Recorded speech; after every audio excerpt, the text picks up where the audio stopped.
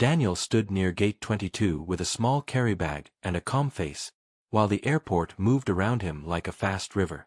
People hurried past with coffee cups and phones, and loud announcements floated above the crowd like constant noise.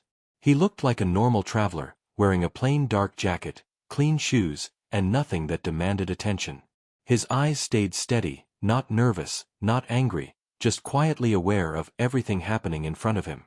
In his hand, he held a boarding pass that had been printed that morning, folded once and smoothed flat again.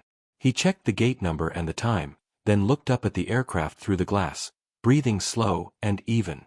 No one in the waiting area recognized him, and that was how he liked it, because peace was easier when nobody stared. Daniel had learned long ago that the loudest power was not always the strongest power, and silence could protect a person. The line for boarding formed in a loose curve, and Daniel joined it without pushing, letting families and older travelers go first. A child bounced on a suitcase while a mother tried to calm him, and Daniel offered a small patient smile from a distance. Behind the counter, a flight attendant named Laura worked with quick hands and tired eyes, scanning passes and answering complaints. The flight was full, the morning had been tense, and her voice had already been used too many times before noon. A man argued about overhead bin space, a woman demanded a seat change, and Laura kept saying the same polite words again. She was doing her job, but stress had hardened her tone, and impatience had started to slip through her professional mask. When Daniel reached the front, she did not greet him warmly, she simply held out her hand as if time was an enemy. Daniel handed over the boarding pass carefully, as if the paper mattered, and waited without speaking over her. Laura scanned the pass once, and her expression changed, like a door closing quietly in her mind. She scanned it again, slower this time, and her eyebrows tightened as she looked from the screen back to Daniel. The computer made a soft sound, and she pressed another key, then looked down at the pass as if it offended her. She said the seat was not valid, and her voice carried farther than it needed to, drawing attention from the people nearby. Daniel stayed calm and explained that he had confirmed the seat earlier, that the booking was direct, and that he arrived on time. Laura shook her head, and the way she did it felt final, as if his words were not worth collecting or checking. A few passengers behind him sighed loudly, and Daniel could feel their impatience pressing into his back like a heavy hand. He did not turn around, he simply kept his focus on the counter, waiting for Laura to look deeper into the issue. Instead of checking carefully, Laura asked questions that sounded less like procedure and more like suspicion. She asked how he got the ticket, asked who paid for it, asked if he was sure it belonged to him. Daniel answered simply, saying he booked through the airline website and paid the normal way, and he offered his ID calmly. Laura glanced at the ID but did not slow down, and the stress of her morning poured into her choices. She looked at Daniel again, and her eyes carried a cold doubt that did not belong in a simple boarding line. The people around them began to watch, some with curiosity, some with discomfort, and some pretending not to notice at all. Daniel felt the heat of attention on his face, but he did not raise his voice, because anger would only feed the scene. He asked politely if a supervisor could review the reservation, and he kept his hands visible, open, and steady. Laura made a sharp decision that changed everything, a decision that could not be undone with a simple apology. She pulled the boarding pass back toward herself and tore it in half with one quick motion, like cutting a thread. The sound of ripping paper was small but shocking, and several people in line gasped at the same time. 2 torn pieces fell onto the counter, and Laura pushed them aside as if they were trash that needed clearing. She told Daniel to step aside and go to customer service, saying he could not board with an invalid pass.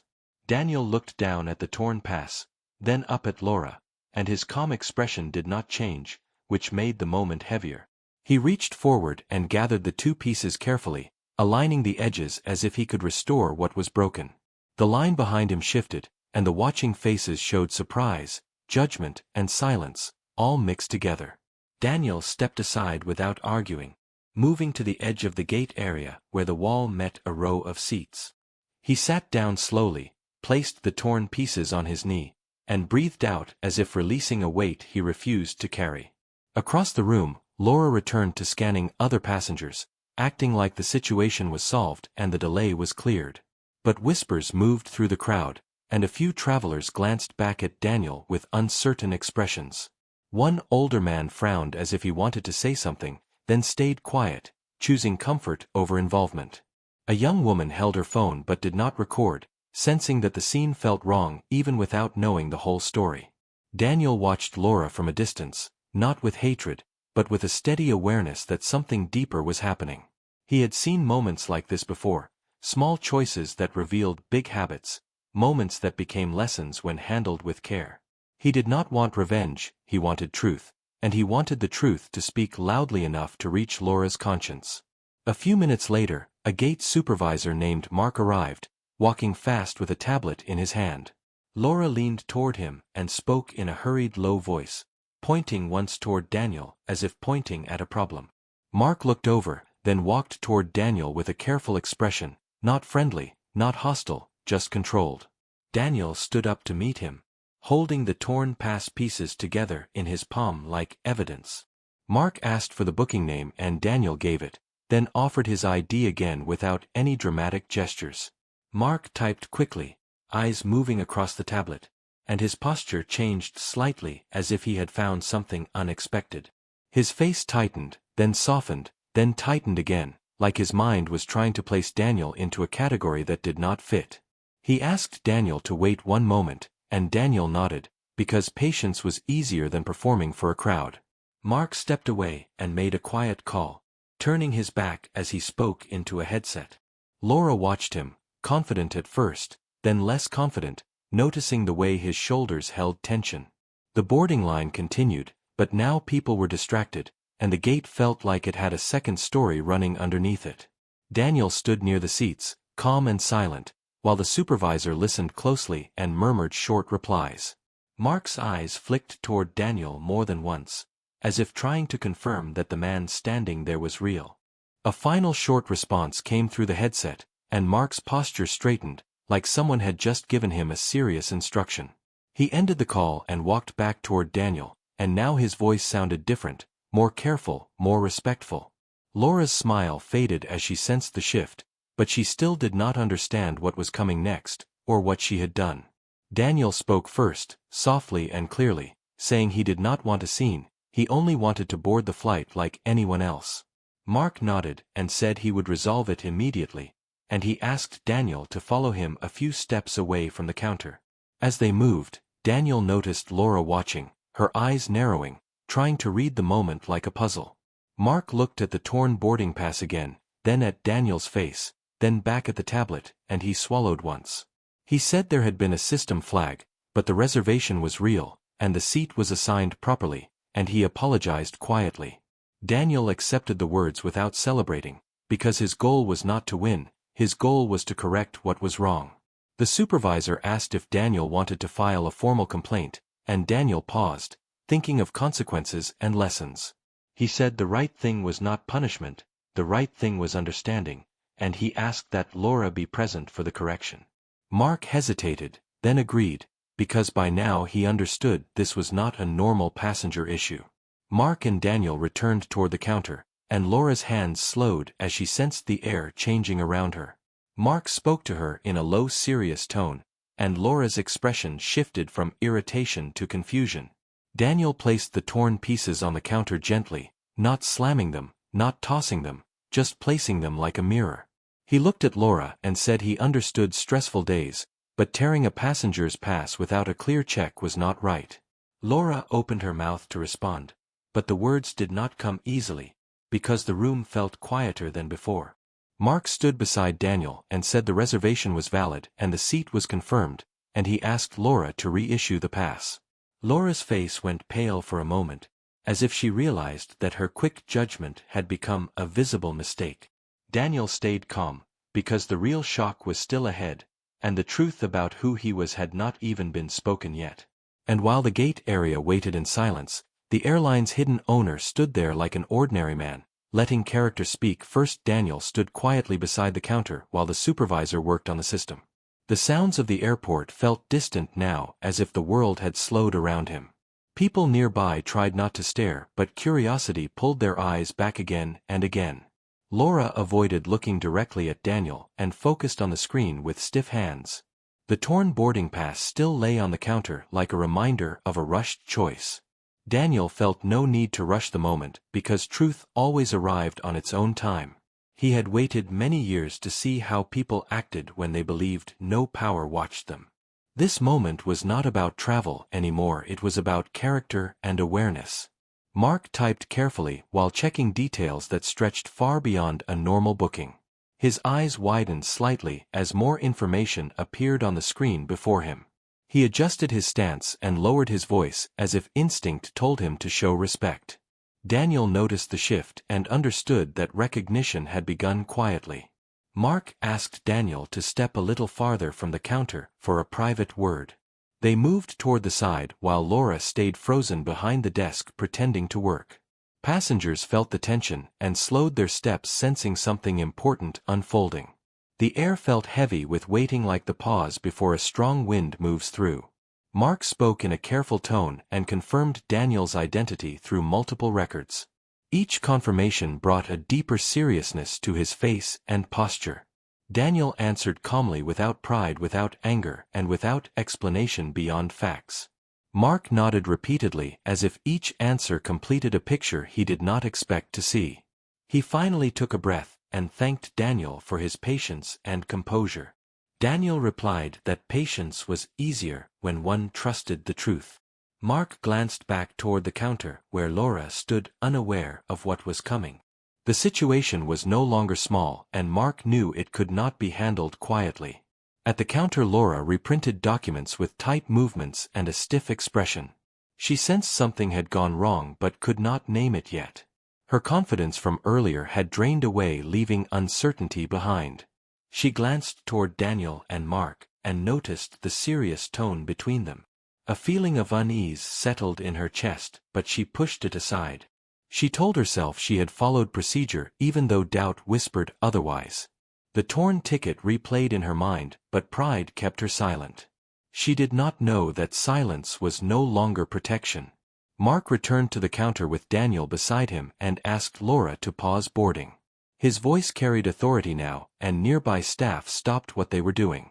Passengers turned fully toward the scene, unable to ignore it any longer.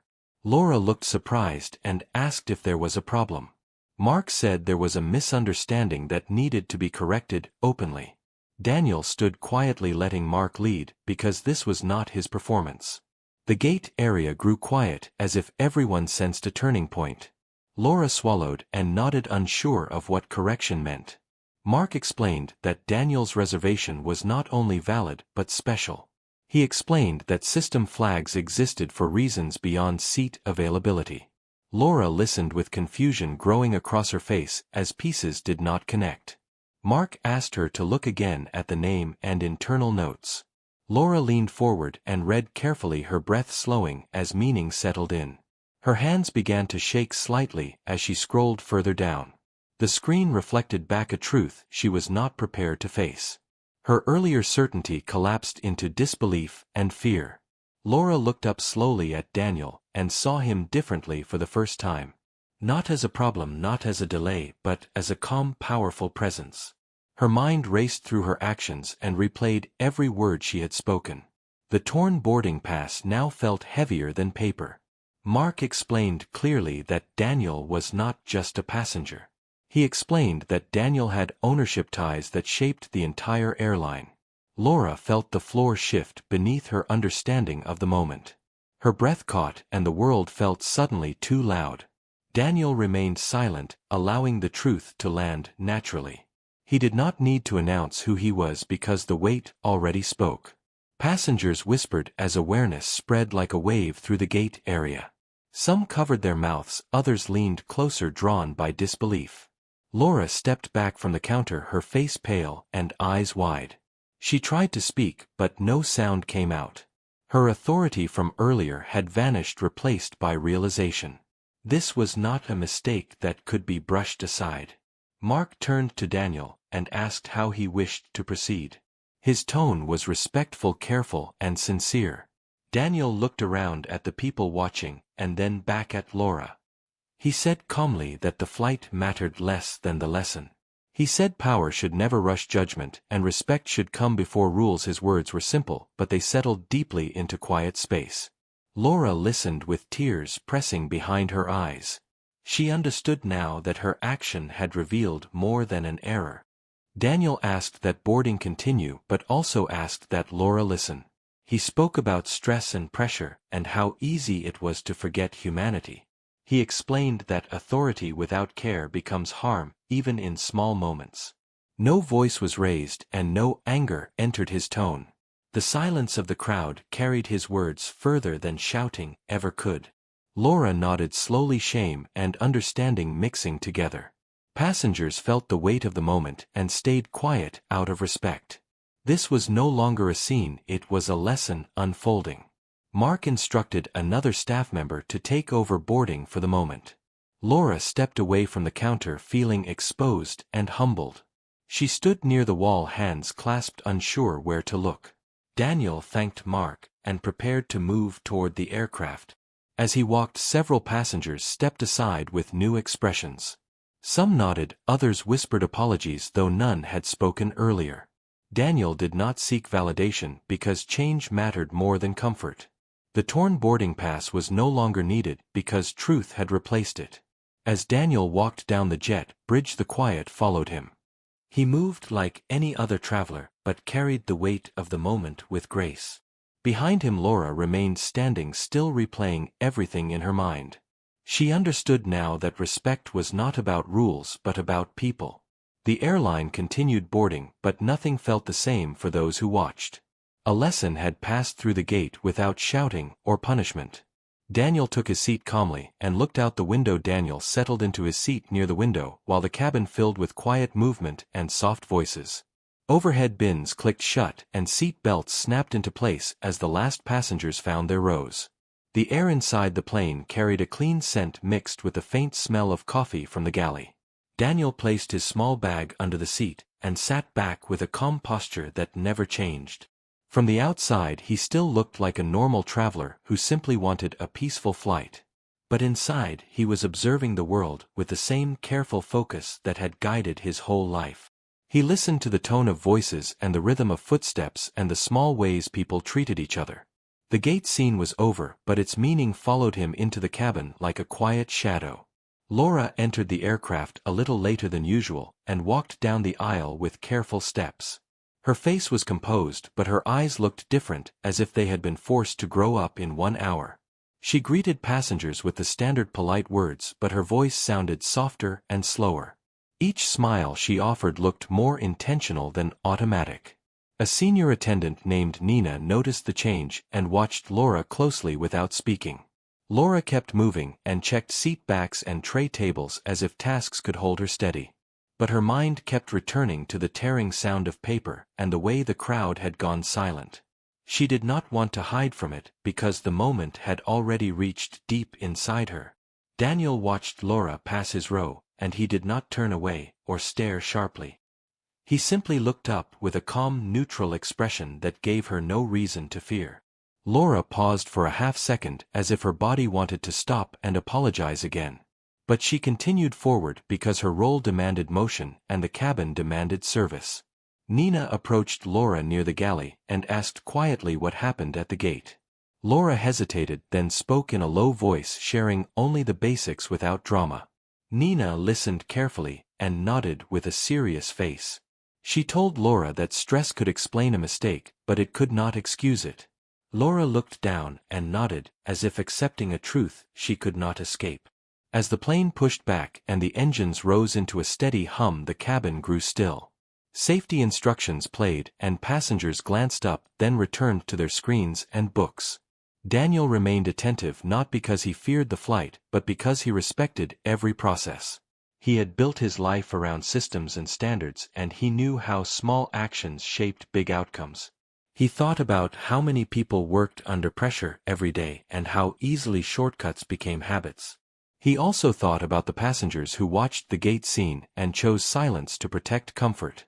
Daniel did not hate them, but he understood the danger of quiet approval. He believed change started when someone decided to see another person as fully human in any moment. After takeoff, the seat belt sign turned off and the crew began moving again. Carts rolled down the aisle and quiet conversations returned like low waves. Nina stopped by Daniel's row with a friendly professional smile. She offered a drink and Daniel accepted water with a polite nod. Nina leaned slightly closer and thanked him for how he handled the situation earlier. Daniel answered simply saying it was better to teach than to punish. Nina looked at him with respect and moved on, continuing her work with a straighter posture. Behind her, Laura watched the exchange from a distance and felt a strong mix of relief and shame. She realized Daniel had not used power to crush her, but had used calm to hold up a mirror. Later in the flight, Laura approached Daniel's row holding a small tray of items meant for comfort. Her hands were steady now, but her heart was still racing under the uniform.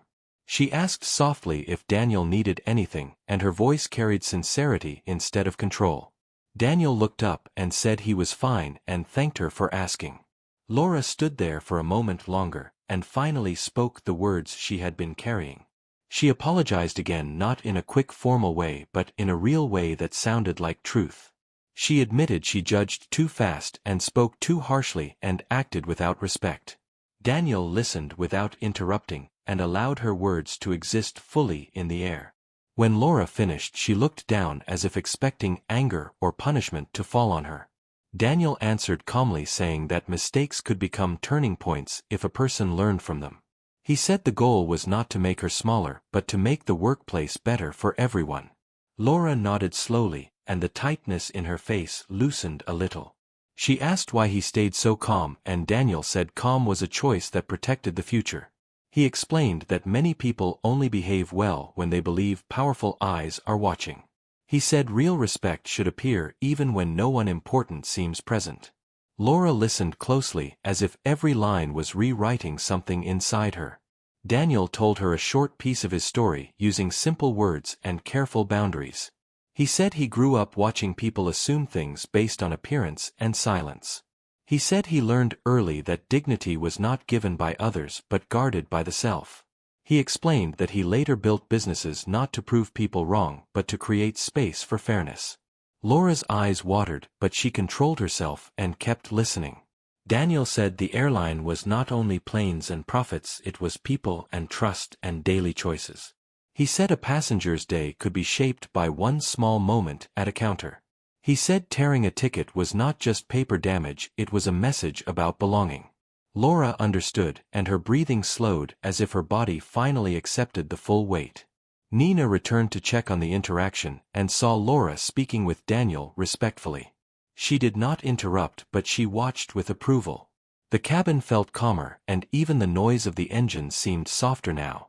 Laura thanked Daniel again and asked if he wanted her to bring Mark a message.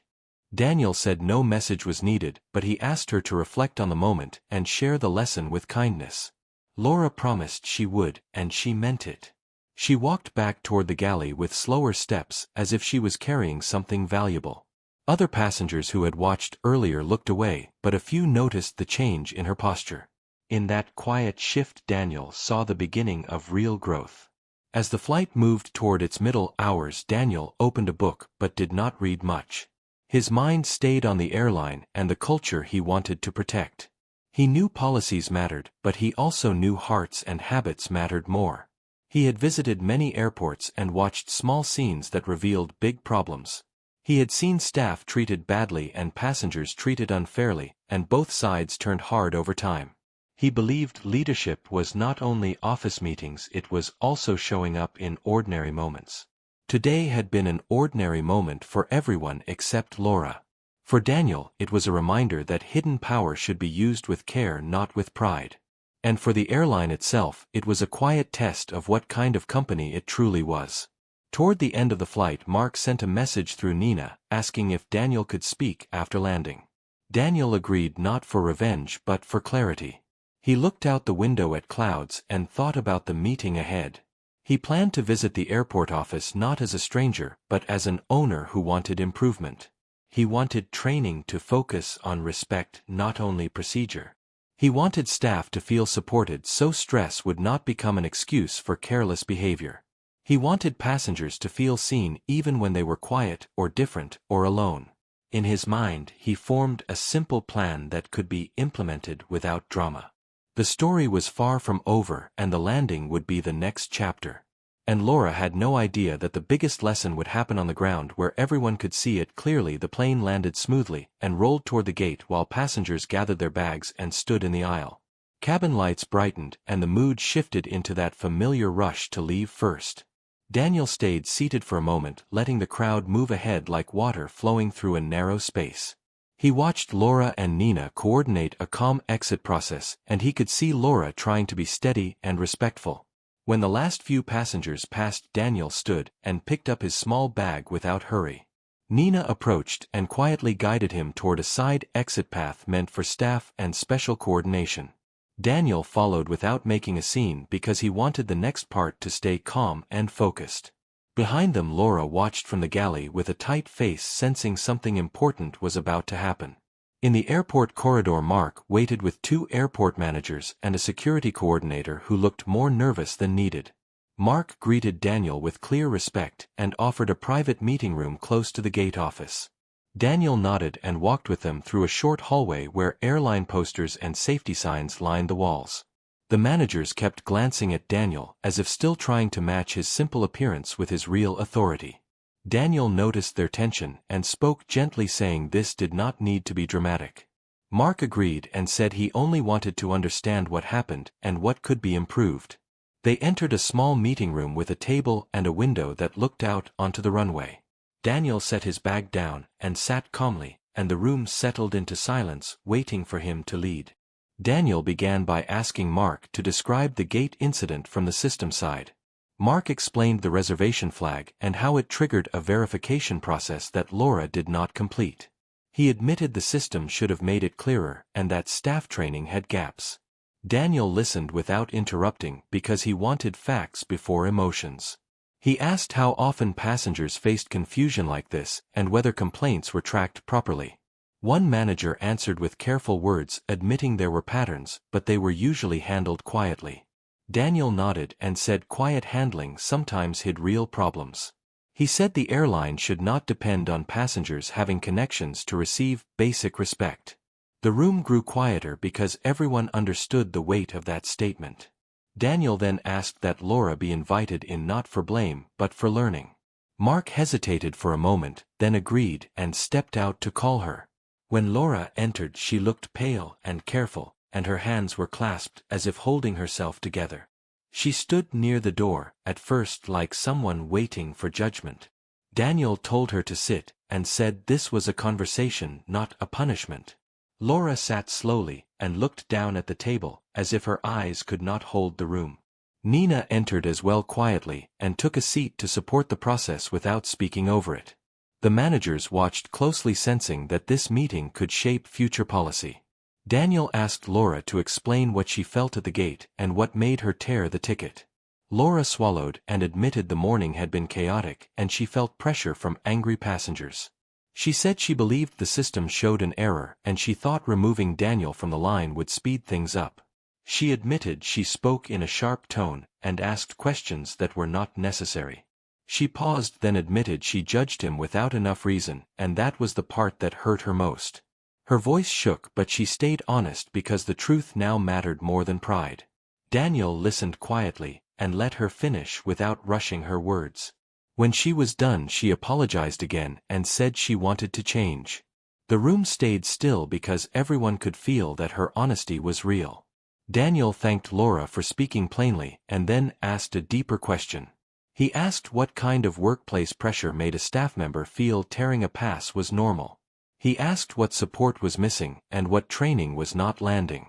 One manager admitted staffing was tight and breaks were rushed and supervisors were stretched thin.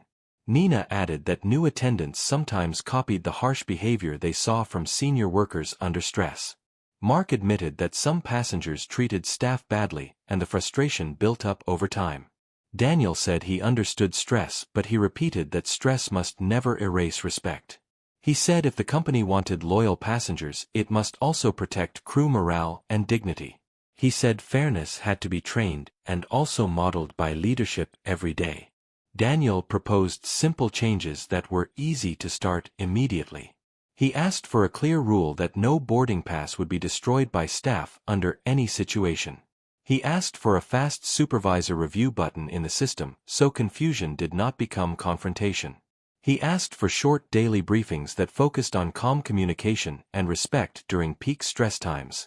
He asked for a support plan when flights were overbooked so attendants were not left alone with angry crowds. He asked for a quiet feedback program where crew could report pressure points without fear. The managers took notes quickly because the ideas were practical and not expensive.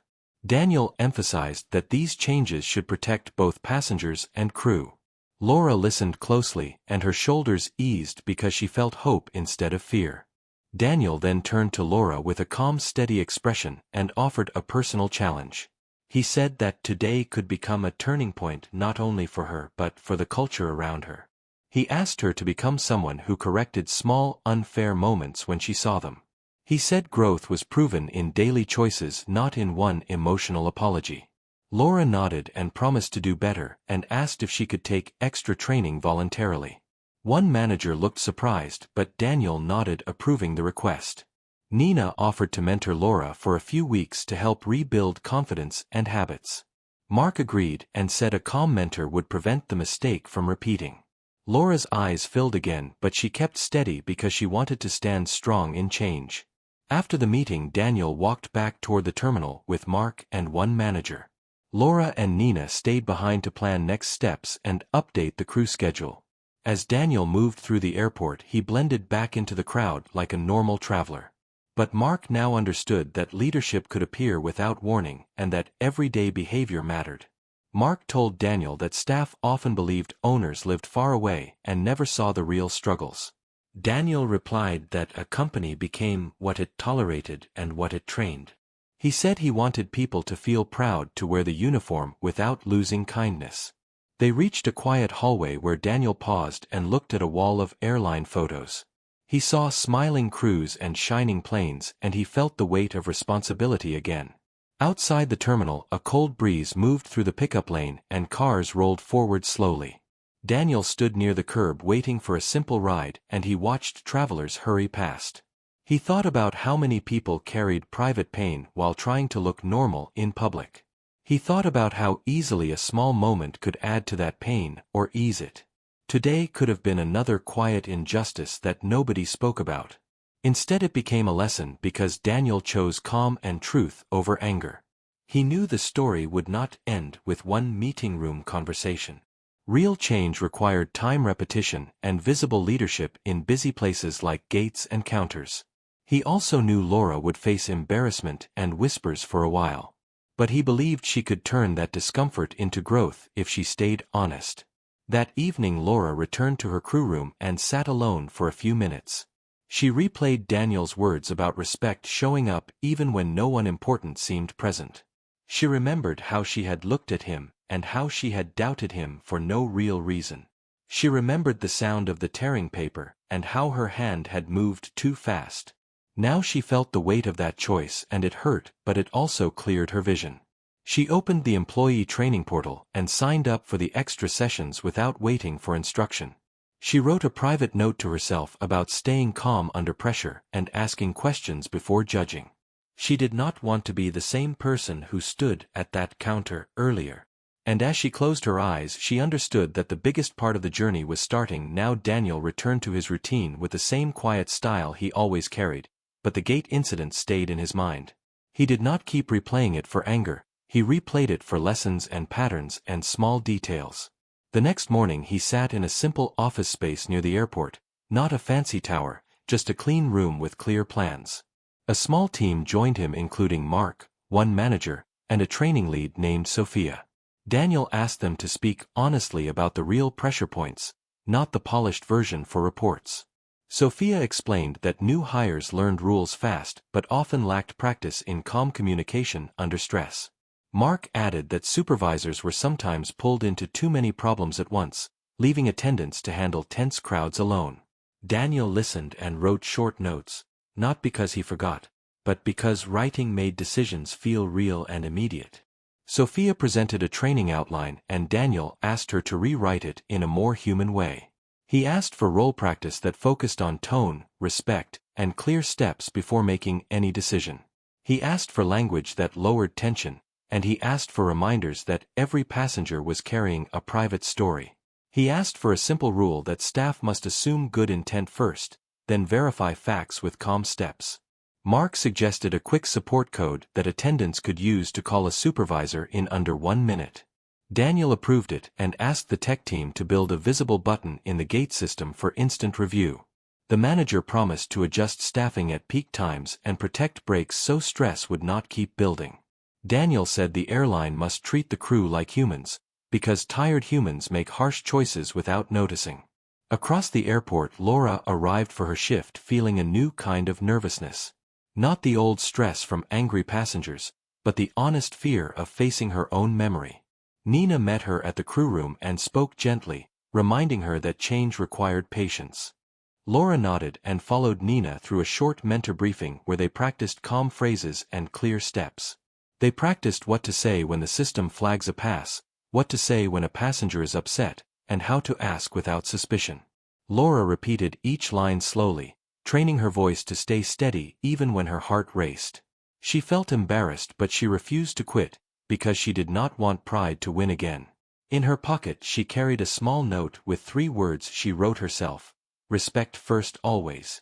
That afternoon at a busy gate, Laura faced a new challenge that felt like a test from life itself. A family arrived late with confusion on their faces and worry in their voices. The system showed an error and the line behind them grew impatient quickly. In the past, Laura might have snapped and rushed and tried to clear the problem fast. Now she paused, took a breath, and used the new calm steps Nina taught her. She acknowledged the family's stress and promised she would check carefully before making any decision. She pressed the support code and a supervisor arrived quickly, not to take over, but to back her up. The family relaxed, the line calmed, and Laura felt a quiet victory inside her chest. Word about the incident had traveled among staff, but the story began to change shape. At first it sounded like gossip, then it became a lesson repeated in briefings. Supervisors spoke about it without naming Laura in a harsh way, focusing instead on the new rules. Some crew members admitted they had made similar quick judgments in the past and never faced consequences. Hearing that made Laura feel less alone, but it also made her realize how common the problem was. Nina encouraged her to share her experience in a training session when she was ready. Laura agreed because she wanted others to learn without repeating her mistake. She practiced what to say with simple words, not dramatic, just honest and clear. She wanted to explain how stress had narrowed her vision and how respect had reopened it. A week later, Daniel visited the airport again, not with cameras, not with announcements, just quietly. He walked through the terminal like a normal traveler, observing small interactions and listening to the tone of staff voices. He noticed new signs near the gates reminding crew to verify facts before decisions and to call support early. He also noticed supervisors moving more actively, checking on attendants before tension grew too large. In a short meeting with managers, he reviewed early data on complaints and staff feedback. Sophia reported that staff felt more supported and that small conflicts were being resolved faster with fewer raised voices. Daniel nodded and reminded them that culture was built from thousands of small moments, not one big policy.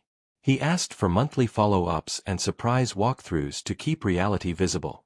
Later that day, Daniel stopped near a gate where Laura was working, and he waited quietly off to the side. Laura noticed him and her heart jumped, but she kept her composure and continued assisting passengers calmly. When the line cleared, Nina stepped aside and Laura approached Daniel with a respectful posture. She thanked him for the chance to learn instead of being crushed by embarrassment. Daniel told her that accountability and kindness could exist together, and that she proved change was possible. Laura said she had started mentoring a newer attendant already, sharing the calm steps and warning against rushed judgment. Daniel listened and smiled slightly, not a wide smile, just a small one that carried approval. He told her that the best apology was a new habit that protected others. In the crew training room later that week, Laura stood in front of a small group and told her story. She did not blame the system and she did not blame the passengers, she blamed her own choice. She described how she felt pressure and how she let that pressure become suspicion. She explained how tearing a boarding pass was not only wrong, it was also a sign of losing patience and humanity. She told them about Daniel's calm and how it made her see herself clearly without shouting. Some attendants looked down quietly because they recognized parts of themselves in her words. Nina stood at the back with a supportive presence, and Sophia took notes for future sessions. When Laura finished, the room stayed silent for a moment, then a few people nodded with honest respect. The airline slowly began to feel different in small ways that mattered. Passengers received clearer explanations when problems happened, and staff asked questions with calmer voices. Supervisors arrived faster to support instead of blame, and break schedules were protected more carefully. A feedback channel opened for crew to report stress points and suggest fixes without fear. Complaints about rude treatment began to drop, and compliments began to rise in quiet, steady numbers. Daniel reviewed the reports and felt satisfied, not because it made him look good, but because it made people feel safer. He knew perfection was not possible, but progress was real, and that was enough for now. The airline was not just planes and routes, it was daily respect between strangers. And that respect was finally becoming a habit rather than a performance. On a calm evening, Laura finished her shift and stepped outside into the cool air of the pickup lane. She watched travelers hug family members, call rides, and move into the night with tired faces. She thought about how many people walked through airports feeling unseen and judged. She remembered Daniel standing calm at the counter, holding torn paper like a quiet mirror. Now she understood that power was not loud, and dignity did not need permission. She promised herself to treat each passenger as if a whole world lived behind their eyes. As she walked to her bus stop, she felt lighter, not because she forgot the mistake, but because she learned from it. And somewhere in the terminal, Daniel continued walking unseen again, satisfied that one small moment had become something better.